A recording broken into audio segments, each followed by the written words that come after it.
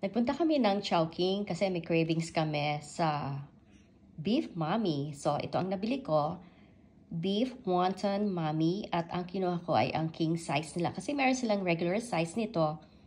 Pero naisip ko, bilhin na yung king size. So, syempre, mas marami, mas sulit, hindi ba? So, ang price ng isang king size na Beef Wonton Mami ay $14.99. At bumili rin ako ng isang bag na siomai, isang bag ng meaty asado siopaw, isang bag ng bola-bola siopaw, at isang bag pa rin ng meaty asado siopaw. So, dalawang meaty asado siopaw at isang bola-bola. At ito nga, bago nila to, itong pork siomai.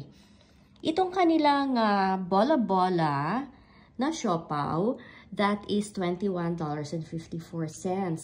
Ang frozen siomai naman nila ay $20.99. At ang kanilang asado siopaw ay $21.54. Ayan, sa bawat bibilin po ninyo na isang bag ng siopaw, merong free na isang siopaw kung anong klaseng siopaw ang gusto ninyo. So, yung isa nakain na ni Dada. Dapat tatlo yan eh. Kinain na agad niya yung isa. So, itong wonton beef mami, dalawa yung kinuha ko. Kaya, ayan. At ang total nitong nabili ko sa Chowking ay $118.44. So, yan yung total na nabili ko sa Chowking. At, nagpunta na rin ako ng Red Ribbon. So, pakita ko sa inyo itong sa Red Ribbon naman. At kasi, syempre, alam naman niyo yung paborito namin ng pandesal. At ayoko nauubusan ng pandesal. So, bumili na rin ako ng 5 bags ng pandesal.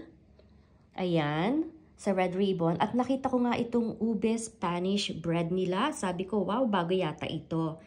So, sabi nga nila, bago yan at itry ko. So, bumili na rin ako ng isang package ng ube Spanish bread.